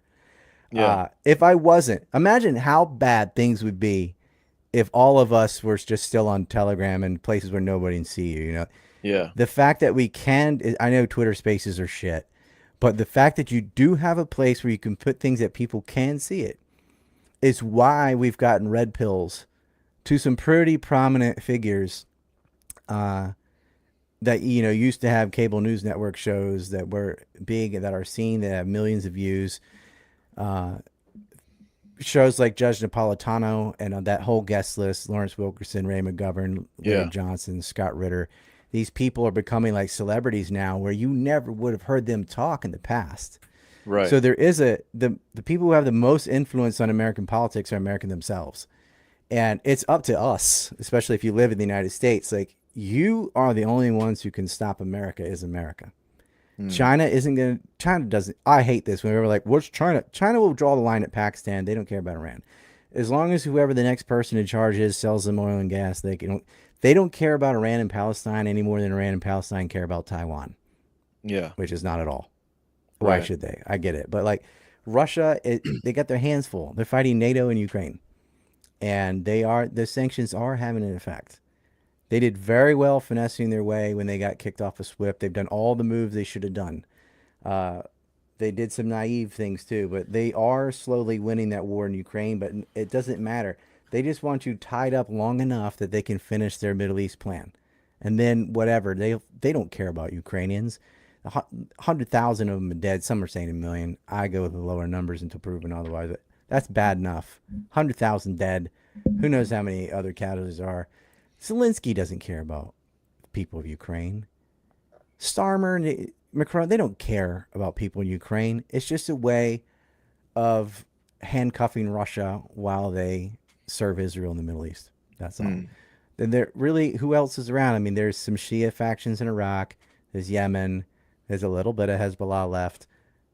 So they're not without any allies. And So I want to push back just a little bit. I do like that you're giving us a window of hope, and we do need to believe that as you're Americans, gonna crush the window. Great. Let's go. well, no, yes, but I mean, in America, when have Americans ever had any influence on policy, domestic or foreign policy? I'll give So, you an example. I can okay, give you an example. So they used to say, remember when George Bush did Iraq War One? He said we kicked Vietnam syndrome. yeah, Then his son did Iraq War Two, and kind of re-implemented Iraq syndrome. The proxy war in Syria, which took about 11 years, was the way it was because they could not invade Syria, and we know John Kerry was on a hot mic admitting this. yeah, Tens of thousands of Americans called into Congress saying, we do not want boots on the ground in Syria. Don't do it. Don't do it. And so they had to go option B, which was sponsoring ISIS groups. It looked really bad. You're sponsoring Al Qaeda. That's a hard yeah. one to explain. But they did prevent the Iraqi style hot invasion that they had planned because they got active. Um, on a Right, but the lesser war took extent, you place can see anyway. But the war took place anyway. they You know what I still mean? got it done, but it was Yeah. much longer and more difficult, and they did have another decade of not being completely murdered. But I'm just giving an example. Like, that was a major theater of war that they almost got. Like, Trump had ended supplies, Assad did take back a lot of territory, and then Joe Biden got in. And then once the Democrats in charge again, that it was over, and they were Yeah. all distracted by COVID and this and that. And Well, I think they but know they can never send Americans to war again. So they're trying to wage war in a new way. And that started really with Obama, right? Obama came in and he's mm-hmm. like, okay, we're gonna, get out of Iraq. But then he ended up bombing more I mean, countries. he invaded Libya straight up. So that was like because the Europeans were with them and they led from behind. They did the whole air campaign in Libya and sent Al Qaeda in on the ground. They wanted to do Well, the yeah, air that's what I campaign in mean. Syria. But Yeah. that's what I mean. Al Qaeda was on the ground. It wasn't American troops, and that's why I think people had difficulty imagining this Iran war taking place because they think, "Oh, don't send American troops over there to go die." Right? It's like, well, they're not Oh, they going to won't. invade. Okay, well, they're in the bases. Well, the Americans are pulling them from the bases now, so they're trying to find innovative ways to go to war. And so I'm not trying to be discouraging. I just I saw a tweet from Chris Hedges. I don't know if you follow him at all. Well, the truce with Yemen, perhaps. I mean, that they got a lot of shouting about that, and they did finally end that. And Yemen continued to bomb Israel, and they're like, oh well.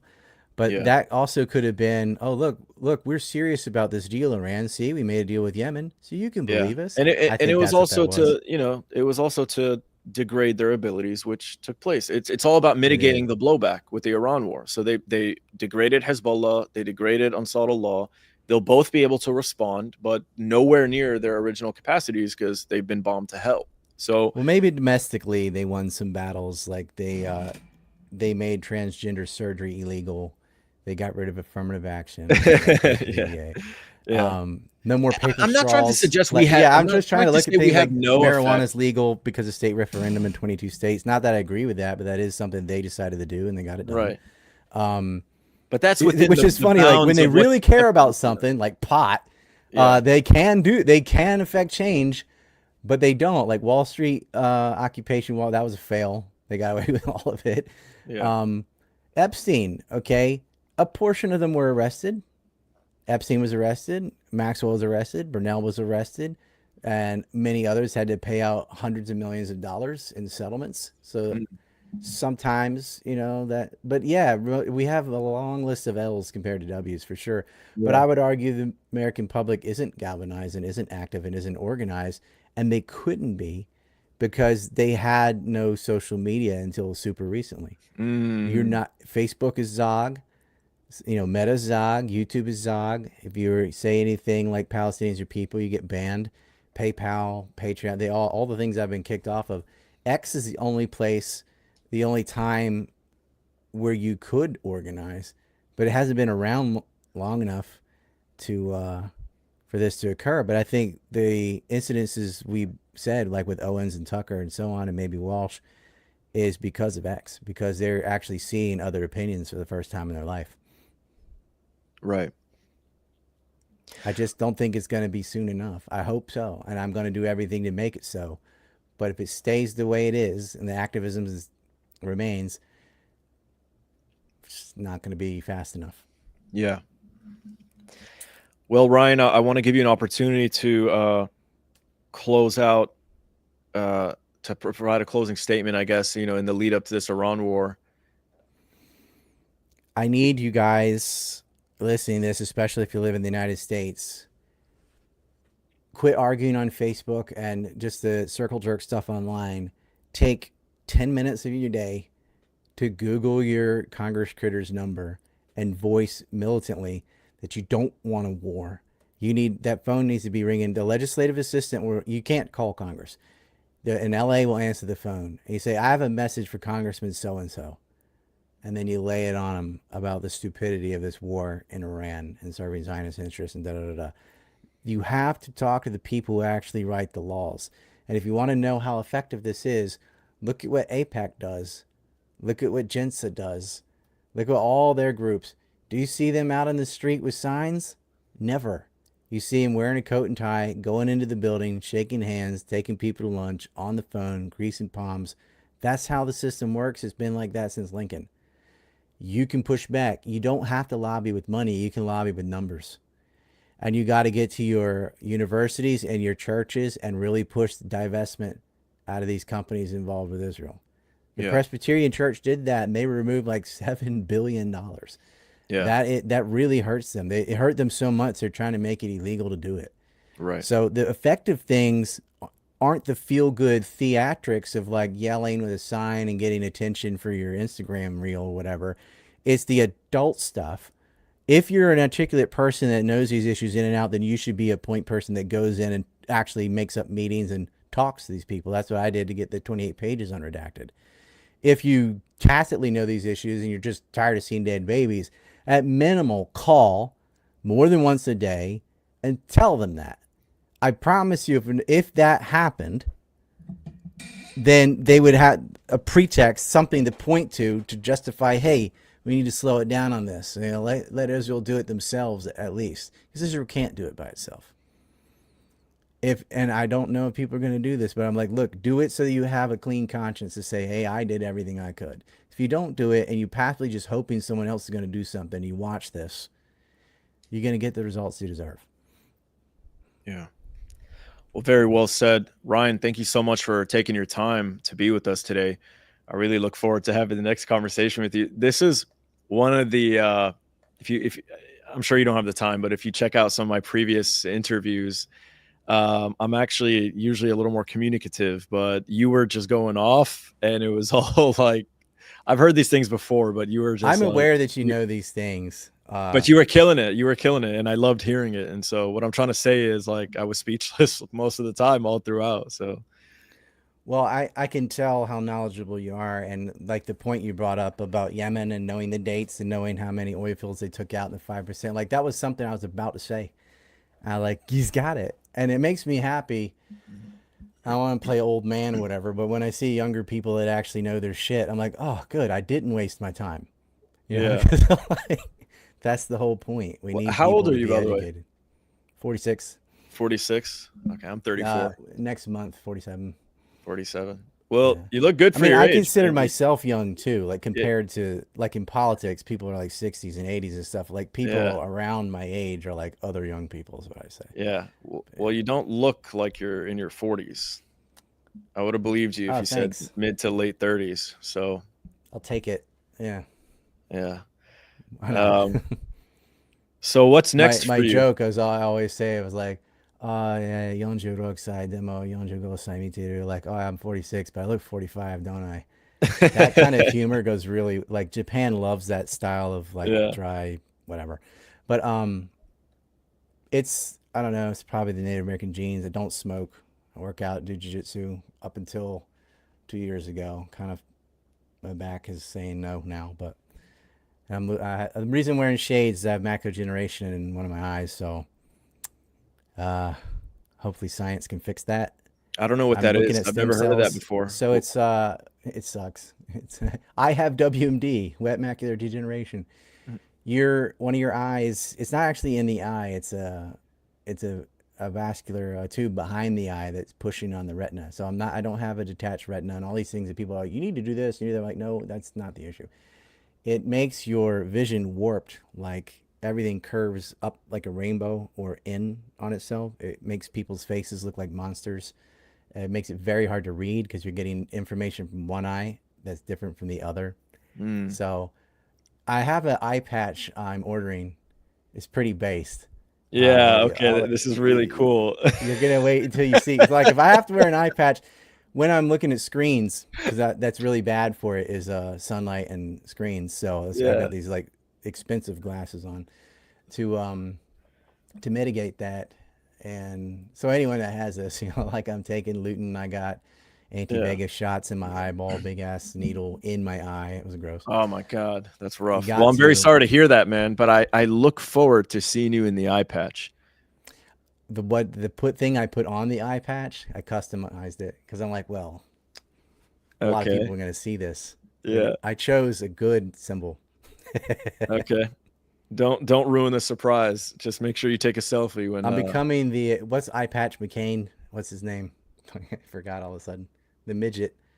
Um, you know who I'm talking about. I've who? become his like polar opposite though. I'm like Pizarro, that guy. Okay. All right. Well, you're going to have to take a selfie and post it to X. Well, I mean, when I do interviews, I'll be wearing it. Yeah. Like All I'm gonna right. have. So I'm so going do full this is pirate. how long have you been in Japan for? Or Japan I is live in South Asia? there. Well, I'm in Korea right now, but I was in Japan for from 2005 to 2008, and then from 2010 to 2023. So you speak both languages then? I don't speak Korean as well as I do Japanese. I've been here 2 years, and I have not made it like a priority because I've got a wife and kids, and my work doesn't involve it, so it's slower than Japanese. I think Korean's easier than Japanese. The writing's certainly easier, but in 2005 I was solo, so Mm. I put myself in a Vegeta situation, a must, not a want, and so it was sink or swim. Is it true that Seoul is Ginger free. beautiful and it's a great place, but the people work so much that they're like suicidal and it's kind of depressing and dystopian?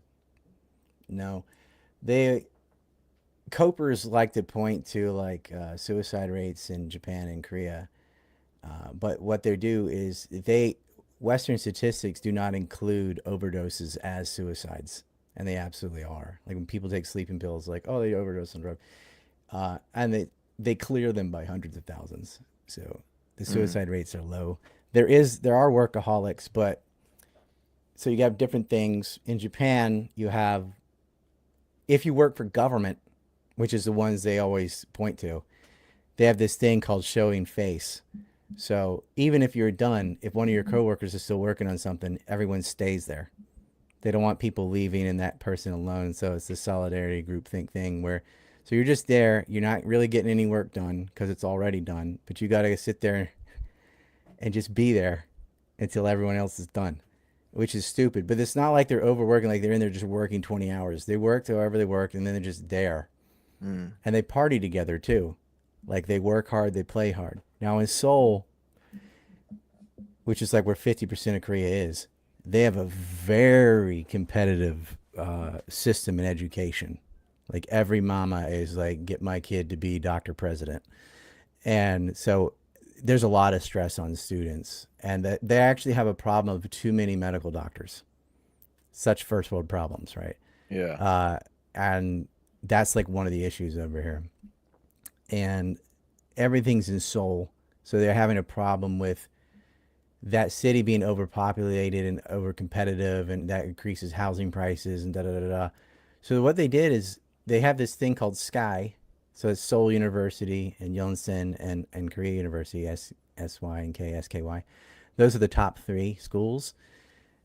What they did to kind of force development in other areas is they took the freshman class of those schools and they put those campuses just the first year in Incheon or Swain or some other city, so that now because there's a permanently a school there of smart kids, the things then build up around the school to service that. You got to have restaurants and so on and so on and so on. So it Right. pulls things out of Seoul and puts them in the other cities to start developing them by spreading out the education. So now they go to, they go to one of these universities 1 year in one city and then the next 2 years in Seoul. It's a 3 year thing. It's not four. They stagger things differently. Their high school's only 3 years, middle school's 3 years, but they have an extra year of elementary school. But it's Mm. very competitive, and the jobs they work hard against each other. But it's not like they're working 20-hour days. It's just to get the top job, you are up against a very educated population that knows everything you do. That work, they all have hard work ethic and stuff, and so Yeah, yeah, you got to be that sounds like top a to get a nightmare, job in man. Korea. That sounds Like like a you, nightmare. it is because everyone has all this education. Everybody did like nobody's doing drugs. All the things you're supposed to do, they did. But what Yeah. happens is, well, if they all do that, you're not really ahead. In the U.S., it's so easy. Show up on time, don't do drugs, like learn how to read, and you got a job. Like, Yeah. but Or be here, Jewish. well, have the right last name, yeah, whatever. Yeah. But like, yeah, And you'll never say become anything bad county about the state of commissioner or Israel. whatever Joel Greenberg was. Yeah, Joel Greenberg, Yeah. my Zog whistle. Oh, is that what that is? That's awesome. That's what someone nicknamed it. I'm gonna Israel that from them. Yeah, that's hilarious. No, that's awesome. I got to get one of those. I Um, had it was my censorship bell originally. Like anything you can't talk about, which is mostly them, is I would just go like Paul Wolfowitz, and then I would say Larry Fink. And just to point out, it's like my noticer or whatever. I actually yeah. when I went to Texas, people had desk bells that they had me autograph, which is awesome. Yeah, that So I is wrote awesome. "fuck Lincoln" on all the bells, but they're like write whatever you want. And that's what came to mind. I wasn't anticipating writing that, but like we've got bells. I wish I could sell bells, but whatever. This is my other Zog whistle. I get different tunes. Yeah. I Well, love I these got to get things. something like that. I got to incorporate something like that into my streams. Dude, do it. Like I think Pete Kiones started doing it. I want to make it a trend. So like if you want to make it a point, they're like it's kind of you could call it the early life bell. You can Mm. call it, Oh, the early, yeah, if you okay. know, you All know, right. you know. Yeah. It's just saying, oh yeah, and then Yeah. and like, what's wrong with this? Like, and Randy Fine said, Mark Levine said, like, just, Yeah, that's good. That's good. That's good stuff. Because it's like, yeah, is it them? Like, correct. It's one of the greatest concepts. Yeah. I have been up in the comedy. I'm not saying I'm good at it, but like I do it for myself, for my own like dark humor as a means of stress relief. But some Yeah, yeah. people think it's funny, and I'm happy Well, they that's do. what's But kind of awesome about Fuentes. Fuentes says that he trolls on purpose, and he adds humor because it's stressful enough, like all these things that you talk yeah, about. he does, but he also he does the reverse where it just says something stupid and he's being sincere, and then later goes, "Ah, that was a joke." That was just a joke. Yeah. Yeah, Well, I don't watch him too much to know that, but I've seen him talk about it. Like I went to document the America First conference last year in Detroit, and that was crazy, man. Because so I bought did tickets you for see the that. grip strength test? Everybody failed. No, what is that? I think it was Leather Apron went around and has got those hand squeezy things. He's like, here for your grip strength. And Turning Point USA, the Fuentes frogs, all like none of them could do like the first level. It was Oh, sad. really? Oh, that's Yeah, damn. That's not good. no, it isn't. Well, yeah. So I actually attended Turning Point, but I wasn't there for Turning Point. I was there for America First, and I couldn't even buy tickets. I had to like do some Bitcoin thing because Fuentes and them are like completely banned from banking or whatever. Yeah, I So got banned off exchanges too. Come on, yeah, yeah. guys. Well, you were. This happened to you first, right? This happened to you Nick's like been back in. banned on almost all the same stuff I have, but I've been banned on it for 20 years. He's been Yeah. banned on it for like So two. you can't come back now, even No. after all this time. I tried to make an Instagram so I could see my cousin's baby, Uh-huh. and like with like I'm in Korea on a different phone and everything. Didn't even say my name. Boom, banned that day. Wow, Yep. that's Because crazy. I have people that monitor me. Yeah. Well, it makes sense. I mean, the And I don't have documentaries you've like an done on Andrew JFK Torba and or and somebody to and take care of me. Like I gotta do it selling T-shirts and well, stuff. when you were describing your 9/11 project that you want to come out with, all I was thinking was, why are you still alive? Hey, And yeah. when are you going to no longer be alive? Well, I've got a contingency plan for that. If that Okay. Well, is to that's good. happen, there are people that have it. But yesterday we had I don't know if this person, someone donated $5,000, and Someone he I just know? said, "You would know this person." I don't know if you know. I don't think you know him personally, but you would know who Hmm. they are. They Okay. donated 5K, and he just DMs me on Twitter. I was like, wow, thanks. I noticed, like, wow, we were like 9% away or something, and then all of a sudden we're 1% away. I think no, we're like $900 from the goal Yeah. out of 60,000, and he put he that's like tied for the biggest donation, I think. And he's Yeah. like, "Well, I've benefited off your work for many, many years, so it's the least I could do." I'm like, "All right." Yeah. Well, Anyone that donated that the making of that film, which slowed down a lot when I couldn't read because of the eye issue and whatever. yeah. You're gonna be proud of yourself because I'm. If you look at my films, if you look at Numek, production wise, compared to say the first War by Deception or my earlier films, it kind of got a little better with Trump's Zionist Ball and Train, got a little better with the Biden Crime Syndicate, and it got way better with Numek. But part of that's the software too. The old films were me solo, Windows Movie Maker. Yeah. Now I have Adobe Premiere, After Effects, DaVinci, Well, and I can that's hire really people. impressive that you've been doing this, for so long on your own. By the way, where can people watch these films for my audience? Oh, so you go to like my hat, ancreport.com. It's anti neocon. Okay. And there's a tab on there that says films. Just scroll down and it's big white letters on black. It says films. Click that. And you can watch all but two of them are free. So you can see the Trump film, the Biden film. I did a film on neocolonialism in Africa, why Africa's poor. There's the origins of the how terrorists formed a nation on Israel. There's my film on Syria. There's War by Deception, which is on Iraq and 9/11. That's like the free version. Empire Mass, I asked people to buy. It's 5 hours, and it's like everything ever. And Decades of Deception, which is from 1950 to 2000. all Wow. the CIA Mossad greatest hits. I stopped at 2000 because I said, well, I've already kind of done 2001 to 2006 Yeah. with So you're 9/11, all you're like Iraq, Oliver Syria. So, Stone, but based. well, I he doesn't go, he doesn't tackle that. Yeah. He did good on Ukraine, okay, I guess, but I'm unmatched on 9/11, and Yeah. I'm gonna do a Kennedy film next, and then probably Epstein after that, and then I'm done. I'll be in 50 something by then, but uh, All right. this one, trust me, this is gonna really rattle the cage, and we got to 99%, so I think it's pretty safe. Like I can pay everybody. It's kind of been paying as you work, assuming we're Yeah. gonna get it. So we've got it All now, right. and Well, I look this forward to it, person, we'll call man. him DC. DC's donation helped put us over the finish line. Well, hey, man, if you need assistance editing, like even just a portion of it or whatever, I'm more than happy to assist. Uh, Definitely. I edit really fast, so as long as you're not asking me to do like any I crazy, need a trailer. Um, yeah, we'll talk after this yeah, because yeah, for sure. the Spurgs in Scandinavia that are building this film could use any help they can get, even if it's like 1 minute. You know how long it takes to do 1 minute. It can be if you're really clipping and doing it. It sucks.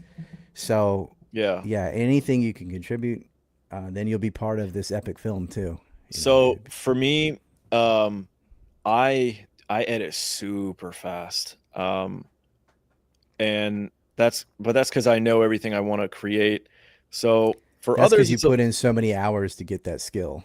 yeah, exactly. It's just like I'm just super quick with it now. I've had to sacrifice a lot of quality, unfortunately, because YouTube doesn't reward quality. YouTube is like, I no, know. you got to get out content fast. And so I'm trying to strike this balance where I can stay up to date with the trending topics, but I want to sit down and like really research and invest in the production of the video and give people a solid 20-minute video explainer. It's just YouTube doesn't really reward you for that, unfortunately. So I'm trying to strike that balance between the two. But if you have a vision and you're like, this is what I want to communicate in the trailer in I can terms of give you like a portion of the script or a bit of the trailer and say, "Here's the things we need." I've seen all these things, but I don't have time to go around and find all these clips and stuff. But I can describe them. That would save yeah, us a lot of time. that kind of stuff is so easy for me. Yeah. So All yeah, I'm right, more man. than happy to assist, man. It'd be my honor and pleasure. So Well, thanks for having me on this show too. It's been an honor, and people can go to A&C. They watch the films. Most of them are free. yeah. Uh, Numec's on there as well. How Israel stole the bomb, which is very relevant since they're accusing Iran of having nuclear weapons. Yet they have nuclear weapons, and they stole highly enriched uranium out of Pennsylvania. Yeah. Everyone ought to know that. They don't, because that was part of the incentive of why they had to kill Kennedy, is he was inspecting Dimona. Yeah. And now the Iran war is taking place on a completely BS uranium narrative. Exactly. Yeah. Always guilty of their own accusations. Yeah. It's kind of like the 8th chapter of John in the Bible. Yeah. And when he lies, he speaks his own language, meaning what he accuses you of, he's guilty of himself. Yeah. All right. Well, Ryan, it was a pleasure talking to you. It's midnight here, so I'm gonna log off. But I really appreciate you spending time with us and informing us and educating us. It's all we can really do at this point. Hopefully, it'll come to a point where we can take meaningful action in a peaceful manner that can resist these people. But for now, we'll just have to keep educating ourselves. So I really appreciate it. I hope you have a wonderful rest of your day. I guess you're on the other side of the planet, so you got the Yep. rest of the day for yourself. So Because there is a other side. It is around. yeah, yeah. That's how far in our own end zone we were at one point. Oh my god, man! I can't even. Yeah, those were crazy times. Thankfully, people don't talk about it as much anymore. So It's just they censored social media to the point that all the thought leaders were removed and people just grafted onto whatever was in front of them. yeah, trying to make like they know they're being lied to. They just don't know what they're being lied to about. So they gravitated to It's stuff what Da like that. Vinci said. I mean, he's one of the most accomplished polymaths in history. Yeah, He's known mostly for his art, I guess, but he really could do it all. And yeah. that was one of my favorite quotes by him. What was the quote again? I would say he said there's three kinds of people. There are those who can see, meaning those who can figure things out. And Mm. those who can see when shown, so they can't Mm. figure it out, but if you explain it to them, they can Mm. get it. And those who can't see even when shown, like Yeah. Okay. neocons. I see. I see. I heard you tell Jake Shields that on the So podcast. basically, men, women, and children. No, Yeah. no. I saw you tell him that on the podcast that you're not interested in being popular or really even making friends. You're just trying to show the people that are willing to see. I have friends. Like I don't need online fans or whatever who I'm never gonna meet. Fuck Yeah. them. Like, yeah, yeah. It's just, like kids are getting killed. So I don't care about your triggered snowflake sensibilities, whatever. I'm gonna tell it like it is, because that's how it is. Yeah. There's so many people they just want. They're like clout chasing weirdos. What's the point of that? What is it? What are you like? I don't know. Maybe from since I was born an identical twin, I already had automatic unwarranted attention just because someone looked like me. So I've never had that need to like, oh, I need this like celebrity or fame or something. I was Mm. already special. I actually am like averse to it, Yeah. or maybe I just don't give a fuck. But like, I'm trying to think like why I don't have that in me. I've never been an attention Mm. seeking whore or whatever. Like, but I see so many people. They just want to build up their YouTube or Instagram, whatever. They just want flame wars. They just want Yeah, like it's where money, it's it's they don't. attention. Yeah, They had, a lot of people come from really poor households, not just like economically, but they like in just really bad parenting. They just have a lot of wounds and they don't even realize it. They're not I think they've self-aware. grown up on this sort of celebrity look at me culture too. That's another topic for another day, Yeah. but that's something we could get into. Yeah, for sure. All right, my friend, I'm gonna let you go. I really Peace. appreciate it. Thank you, sir. Yeah, you take care of yourself. I'm gonna get this edited and upload it to YouTube. Um, but yeah, I look forward to the next time we can chop it up. Sounds good, man. All right, my brother, you take care of yourself. Take care. Tell Nabil's brother I said hello. Yeah, I will. I will. I've never actually met him before or spoken to him, so I need to let Nabil know and connect me with him. But They're good people. He's just draws on my Telegram. I'll hit him up too. See you. all right, cool, cool, sounds good. All right, brother, take it easy.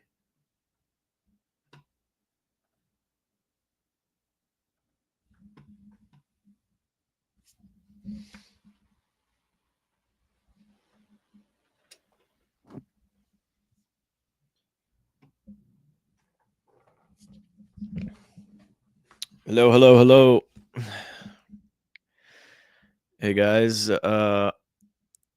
I will answer a couple questions here. I apologize that I wasn't engaging much with you. This is my first time doing a live stream like this. You guys have seen the interviews I've been doing with these academics and these journalists and these professors and et cetera, et cetera. But this was a little different. Ryan's a different kind of character, and so I wanted to just kind of let him do his thing. And so it went on longer than I expected, and I wasn't able to engage with you because usually I pre-record the interviews, but this was different. I was trying to interview Ryan, but also like pay attention to the live stream. But I haven't really done this very often, so I want to thank the people who gave this for the super chats.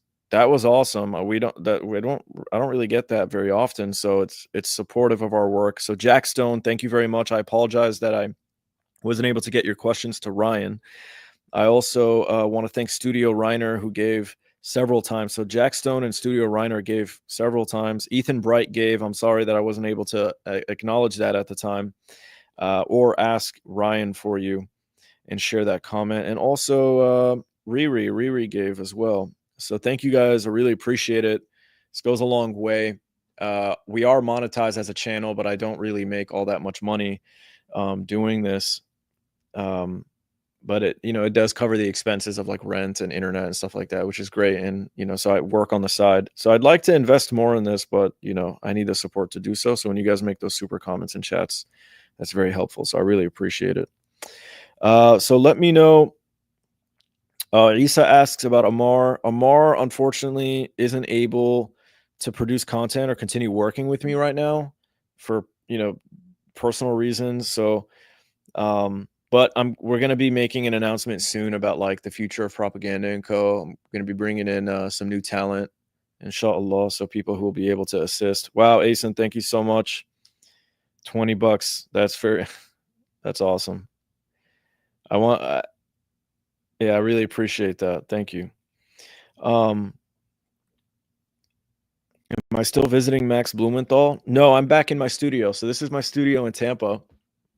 This is my office. This is my new backdrop. You guys remember I used to do the other backdrop, and I still have it. It's the other corner of the wall. But I changed it up. I wanted a new background, and so this is kind of my ghetto interior design that I came up with. So yeah, let me know what you guys thought about the stream. I'll take some questions and talk to you guys for a bit, because I'd love to hear from you. If you need someone to help translate stuff in French, I'd be glad to help. Well, that's awesome. So I don't have that need right now, but I really appreciate it, and definitely if I need to, I'll come your way. Bach Precision says your channel has great production and content, not just gassing you up. Keep up the good work. Wow, thank you very much. I really appreciate that. I wish my mind was as quality as my production, but I've been told it's not too bad. So yeah, thank you for making that comment, and I hope I can, I want to be able to study more and read more and do more research to increase my own intellect so I can share that, with everyone. But I just don't have the time because I need to make these videos and work and do these different things. So I guess I kind of get that talking to the academics and the professors. Like today I spoke to David Miller, and yesterday I spoke to Majid Sharifi, and over the weekend I was with Max Blumenthal. So I'm blessed to have this account and do what I do for a living. I learn and then I make videos and I share that with you guys. And that's what I do for the rest of my life, hopefully. That's what I want. I just want to, it doesn't matter what the topic is. It does not matter. Whether it's the United States might use a tactical nuke in Iran or sanctions or whatever the topic is. And if you scroll down to like the original content for Propaganda and Co, you'll see years ago the kind of content we were covering. I mean, every script, I take on, I have to do a lot of research and learn about that. And so I just become like a semi-expert in all these random different topics, and it just expands my mind. And I love that. I get to do that. That's amazing. So anyway, let me stop being cringe. Sarah from Pakistan moderating for us as usual. Thank you for this live stream. Keep up the great work. Thank you for always being here and supporting us from the get-go. Much love to you. J.A. Lander says, question, Assalamu alaikum, how is the Muslim community in Tampa? The Muslim community in Tampa is excellent. We have many mosques. They're massive, big, clean Islamic schools with gymnasiums. I mean, there's a lot of money here, a lot of businesses here. People are moving down, especially after COVID. So great schools here, great community here. And then you have USF, the university. So it's a commuter school. So people grow up here and literally do everything here. So yeah, it's a great place. The housing market is kind of pricey now, but still better than a lot of other parts around the country. Adrian says, bro, your knowledge is great. Look at Mario Nofel. The guy's clueless and still has a huge platform. Well, I appreciate you saying that. I had to stop going on Mario Spaces because I felt like he was providing a platform to propagandists. And so, yeah. Philip says, put on audiobooks with soft music to learn in your sleep. Yeah, that's a great suggestion. Okay, I'll take a couple more questions and comments, and then I'll go. I need to go to sleep because tomorrow. Oh, okay. You guys should know this. Tomorrow, I'm interviewing Michael Tracy who works with Glenn Greenwald System Update. He also does his own thing. So I'm talking to him. And then I'm going to be talking to Raja Abdul Haq. You guys have seen him before. We're going to be talking about Iran and Gaza. And then I'm talking to Sharmeen. Let me see Sharmeen's last name. But she's a journalist with The Cradle. Sharmeen Narwani. So I got three amazing conversations tomorrow. And I'm going to record them and I'm going to share them with you guys. Isn't that amazing? So great. Yep. Philip, USF equals University of South Florida. Anyone know his live where he discussed what actually happened in Iran by Mossad? Yeah, that's cool. That's towards the beginning, Spade. So um, Ryan kind of just took us through all of it. And what's funny is that he barely scratched the surface, but he went into a lot of detail. So the first half hour is him answering like the first question I asked him, which is, why did you think the Iran war was inevitable? And he was like, let me take you back to the beginning, and then went through it. So go back that far and you'll see. But like, I would say the first like 45 minutes to an hour of the conversation is about Iran, but on the periphery, like talking about Zionism, Jewish supremacy, talking about Syria, Libya, Iraq, just all of it, the neocon. So he took us through a ton of it. So yeah, I'd go back there. So okay, folks, I'm gonna get going. I love you guys. I really appreciate you. Over 200 people watching live right now, and at the peak, I think it was close to 300. Um, but yeah, thank you guys so much for being here. So I'm gonna let you guys go. Have a nice night, and I'll get this. I'm gonna edit this episode with Ryan and cut it up because it was too long. So I'll cut it up and then re-upload it to YouTube so that those of you who came late can watch that and get it like really specific and precise to the topic of Iran. So, all right, guys, have a nice night.